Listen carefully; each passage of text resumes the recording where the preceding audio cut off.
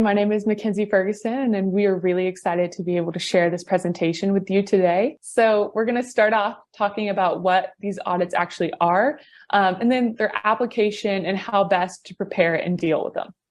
So starting off with what exactly First Amendment audits are. The definition that you see at the screen is from the official First Amendment auditing website. So audits are the practice of exercising one's constitutional right to record video for the purpose of educating anyone who attempts to infringe that right and commending those who respect it. So these auditors record interactions with the public officials and post the videos to the internet as a form of activism. The main purpose of the audit is to make sure that the public employee knows the First Amendment rights and that they are also respecting the rights of the auditor. And most of these auditors post their videos to YouTube. So one of their main purposes is to generate content and more subscribers. So the more controversial, the better for the auditors. However, the main successful audit is one in which the auditor is treated the same as they are without a camera. So the theme that you're going to see kind of throughout the entire presentation is that we really encourage you to be tolerant with the auditor. As long as you make sure that you know your First Amendment rights and that you respect theirs, the audit should be a pass for you. So now we're going to talk about a case called Dunn v. Fort Valley. And in this case, Dunn was an auditor, and he was arrested after taking pictures and recording videos in the public areas of the Fort Valley City Hall. During this audit, he drew the attention of different employees who eventually called the police once Dunn refused to tell them why he was recording. So he brought an action against the police officers and their supervisors, claiming a deprivation of his First Amendment rights and an unlawful arrest under the Fourth Amendment. So during this case, we got a really nice quote from U.S. District Court Judge Tillman Tripp Self. The First Amendment protects the right to gather information about what public officials do on public property, and specifically a right to record matters of public interest. Pretty simple rule. So this quote nicely summarizes the First Amendment protection in auditing and also states the Middle District of Georgia's opinion on the rule itself, stating that it's a pretty simple rule to follow if you know your First Amendment rights. So we've additionally seen a lot of courts. Okay, guys, we're going to pause it right there because we already know about Smith v. City of Cumming. The last case that it went over, Dunn versus Fort Valley, Middle District, Georgia. If you folks out there haven't read that case, I highly suggest that you do. The incident, of course, he was an auditor, was captured on film. I showcased that audit that led to that case last Thanksgiving. So if you haven't seen it, go check back to my my videos about a year ago. I can't remember the title exactly, but it had something to do with turkeys. It was a Thanksgiving Day release. Definitely a great audit. You should check it out if you haven't seen it. And definitely read that case if you haven't seen it. But we're going to go ahead. We're going to skip past the Smith v. City of Cumming because we already know about that. Now they're going to play some videos here. We're going to skip past those. I'm not sure who the auditor is in this one. But we know what a good audit is and what a bad audit is. We don't need to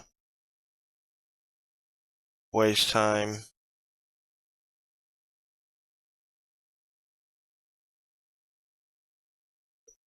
Want to just show you what they're training these folks.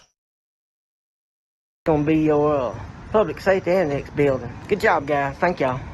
Okay, thanks, Colton. So I'm going to ask you once again to type in the chat what you think went well. And while y'all are doing that, I wanted to address one of the comments that I didn't see before this video started. But there was a comment about how YouTube auditors try to upload footage that makes the public look bad, and it could be possible that they had talked prior to the start of the video to the woman.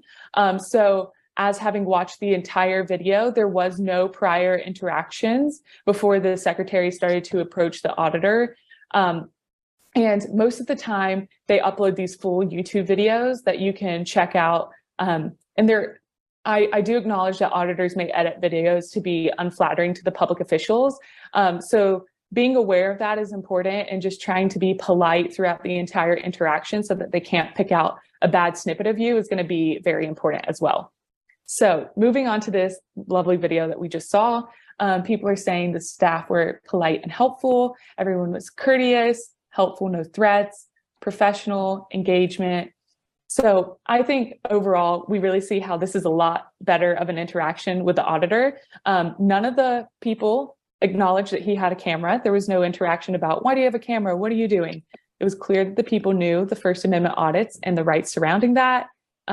Continued business as usual, which is great. Additionally, we saw that when they were asked for their name, the police officers gave it, which is not something that you were required to do, but I think it just made this interaction a lot more nice and respectful. And then even when he asked for a complaint form, he was handed it with no questions or interactions between them.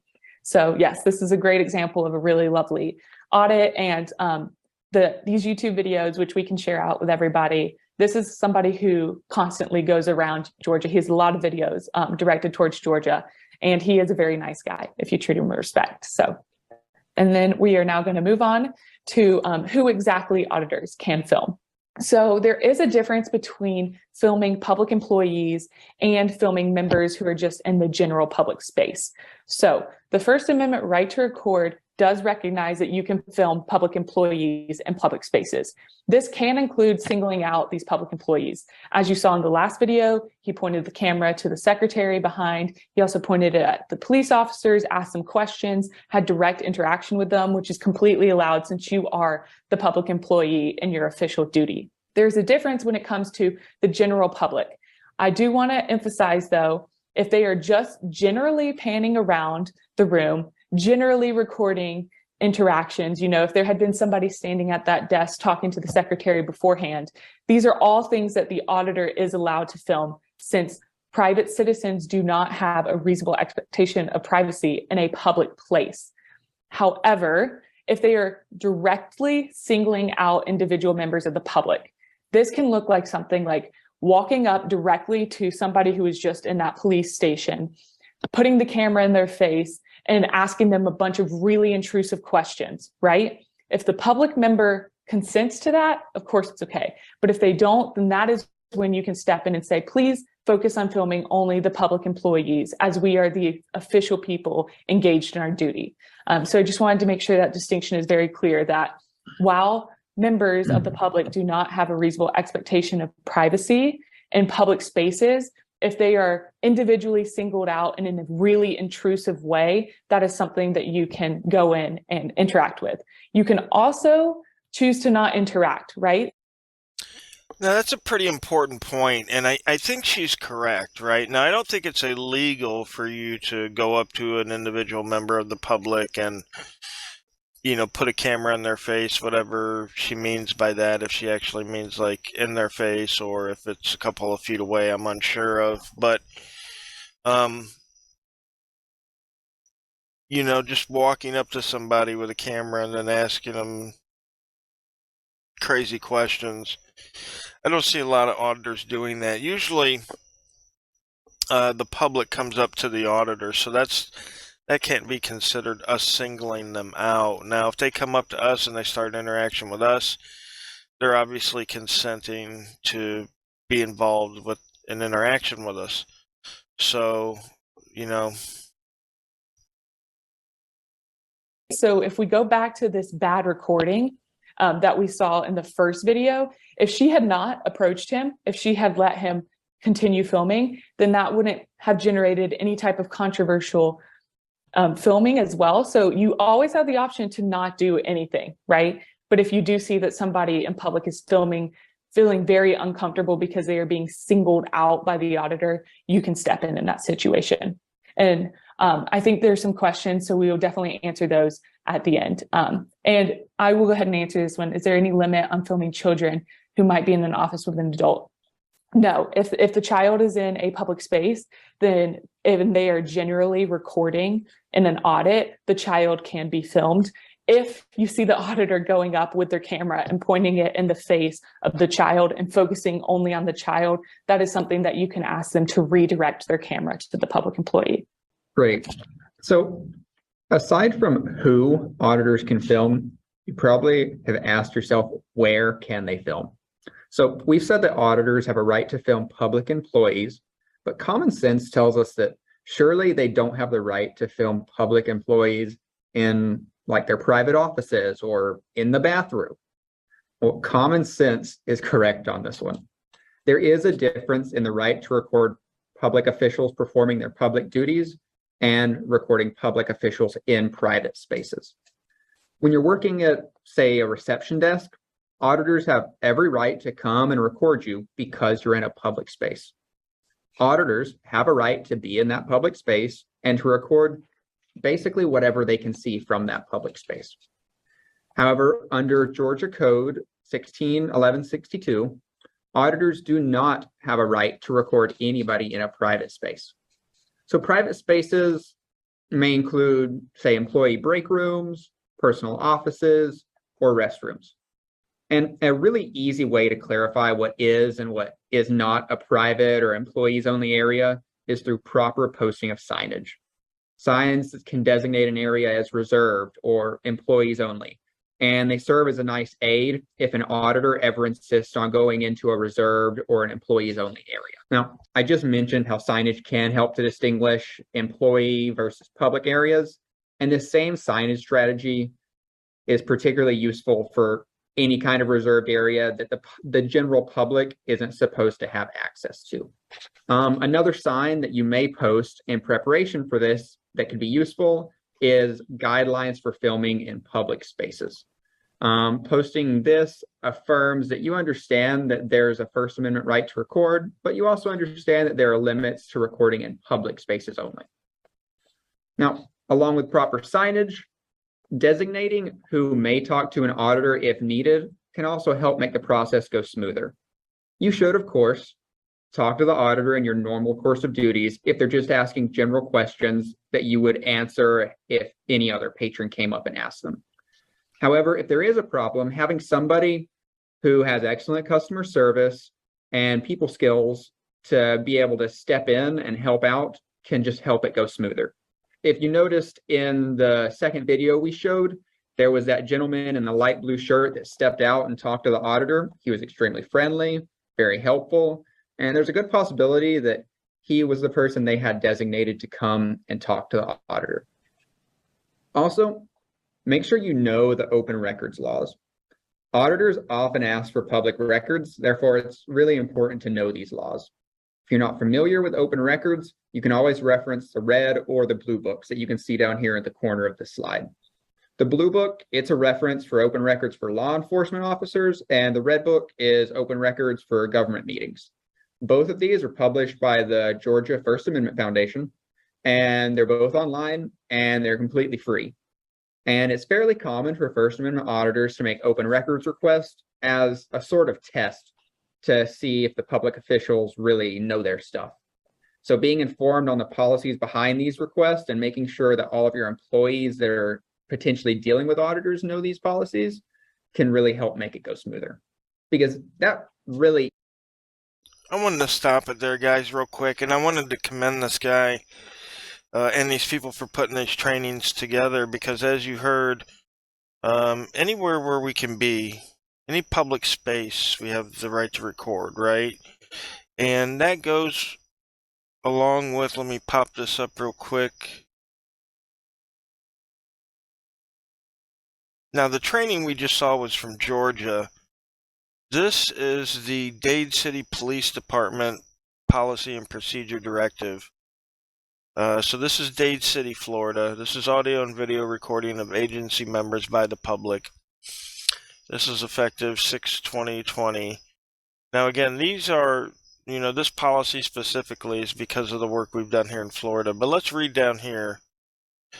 It says, with limited exception, private individuals, let me blow this up for you guys so you can read along if you prefer.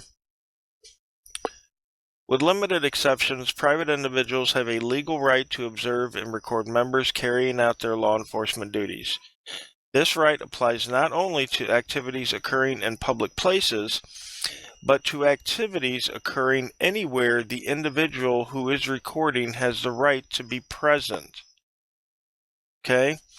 This individual's right to observe, record, however, does not extend to a right to interfere with the safety of members or their ability to perform their duties. Okay? Down here, recording of members by the public. It says public settings include parks, sidewalks, streets, and locations of public protests. That protection also extends to an individual's home or business, common areas of public and private facilities and buildings. Common areas of public and private facilities and buildings. So now these police departments now are even coming up with these policies of where people are allowed to record, and it's setting the right tone. It's saying the right stuff. Let's get back to this video. Is the point, is to make this go as smooth as possible. Let's talk about a few ways that you can respond once the auditors are actually there at the office. So number one, and this is by far the most important, just continue business as usual.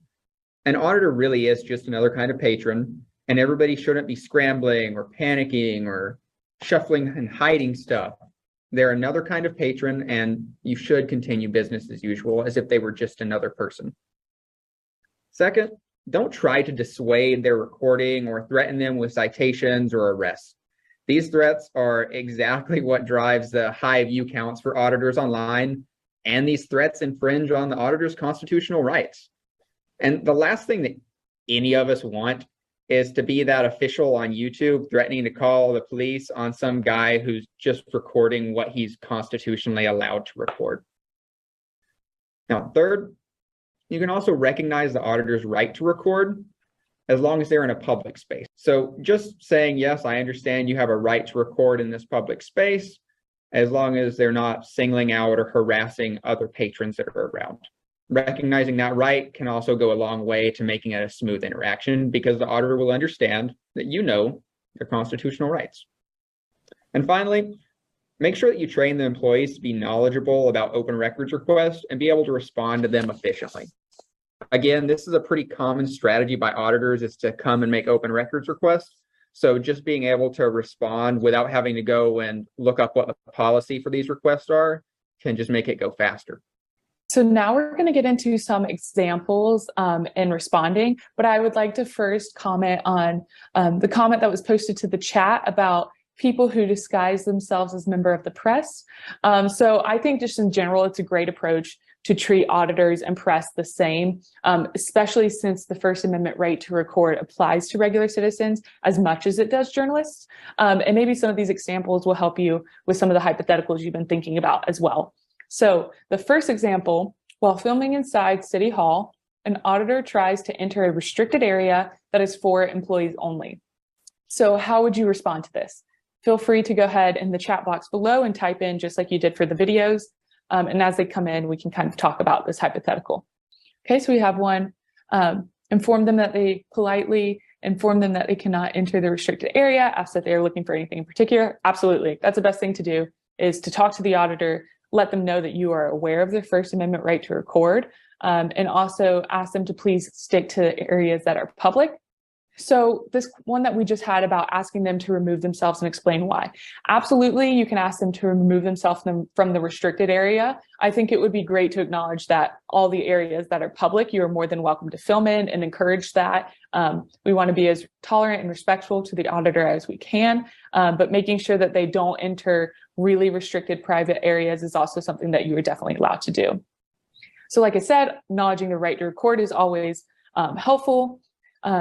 And one thing I really want to emphasize here is that whatever an auditor can see from a public area is fair to film. So for example, if on your desk, like the secretary's desk, you have documents that are out and open in the public, they are allowed to film those. They are in the public. So what we recommend is if there's any confidential documents or things that you do not want recorded by the auditor, to place it below the desk or somewhere that is private that the auditor cannot see.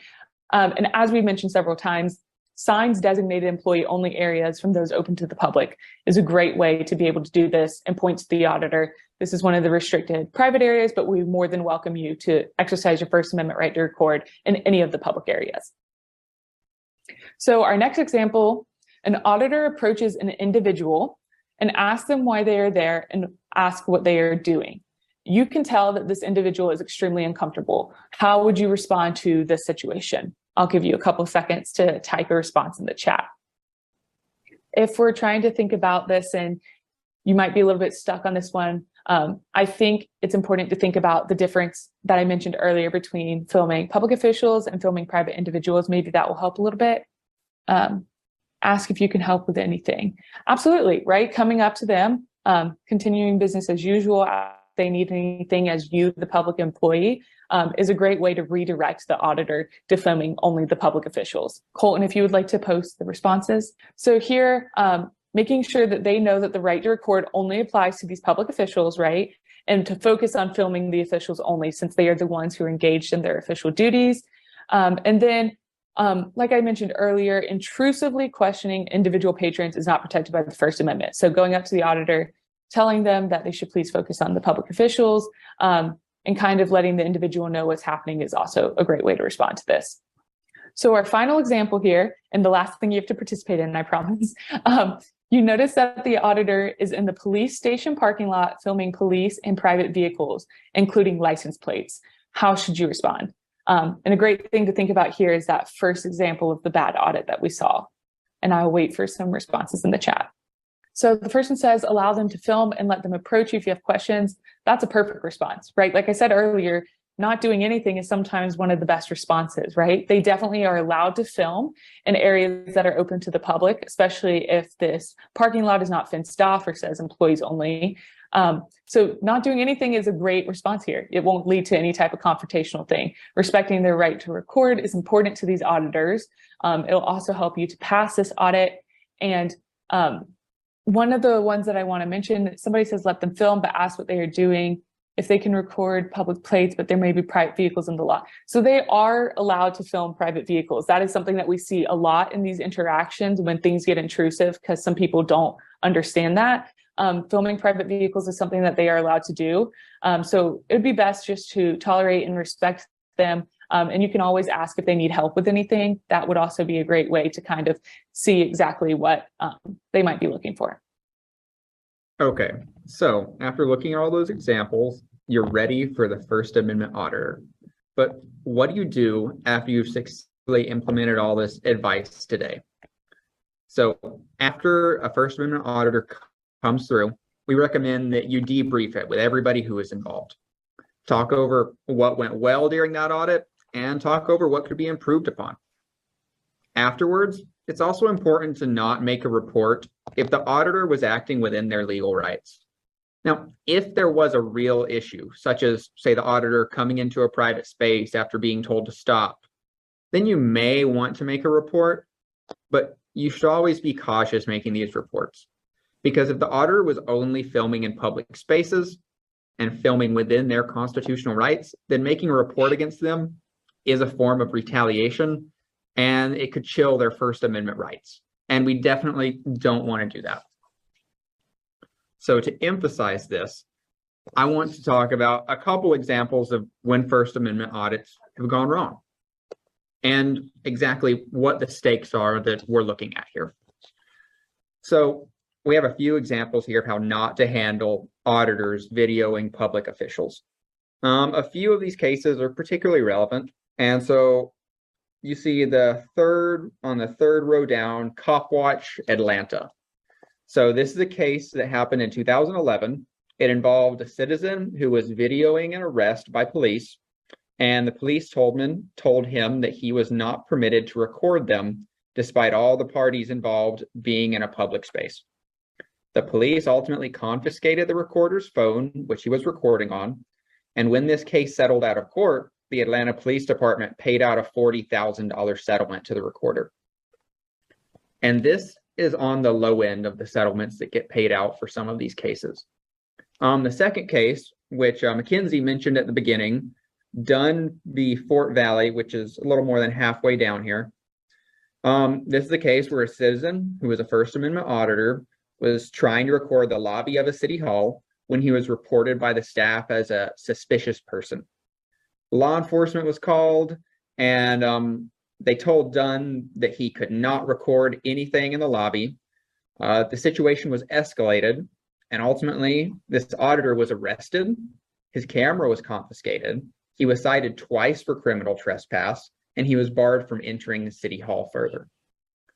So the city government then refused to reply to all of this auditor's open records requests that he made. Essentially, everything we've been talking about today about what to do, the opposite happened in this case. The law enforcement was the main point of contact. An arrest was made. Retaliatory charges were brought. Open records requests were ignored. And this settled strongly in favor of the auditor. And that was a $100,000 settlement in favor of the auditor.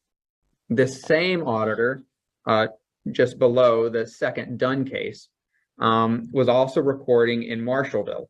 He was recording in a public space. And similarly, this reached another settlement with the city, and this settlement was for $95,000.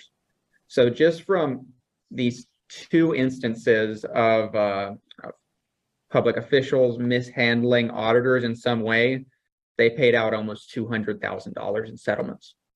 So improper handling of these audits can lead to really substantial payouts. So it's critical to implement the steps and strategies that we've discussed today to try to minimize that liability. Thank you. All right, does anybody have any questions for me or Mackenzie?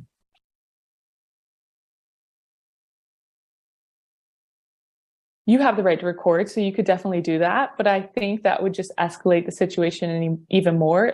If it was up to me, I would probably just respect the auditor's right to record, right? They wouldn't get any type of video of you filming them and any type of bad interaction that might happen between that. And then additionally, you just letting them know that you know your First Amendment rights and that you respect theirs and let them film.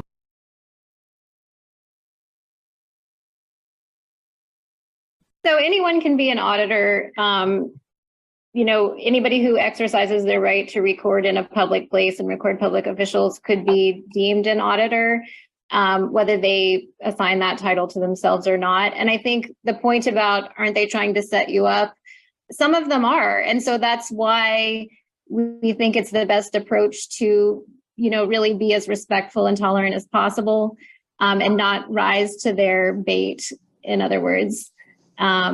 Because some of them are looking to maybe get a settlement out of it. Some of them are looking just to up their viewers on YouTube.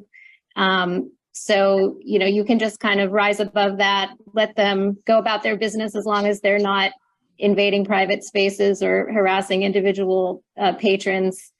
And it'll be over faster and without incident for you, hopefully. A lot of these auditors, just looking at some of their YouTube channels and the stuff they post, they're not trying to set anybody up. They really believe in what they're doing.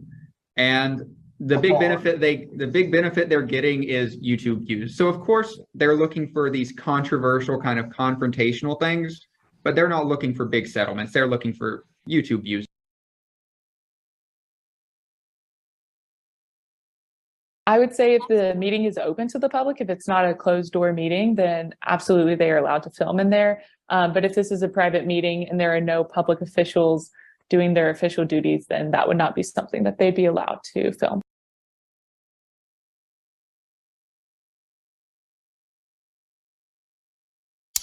All right, guys, so there we have it.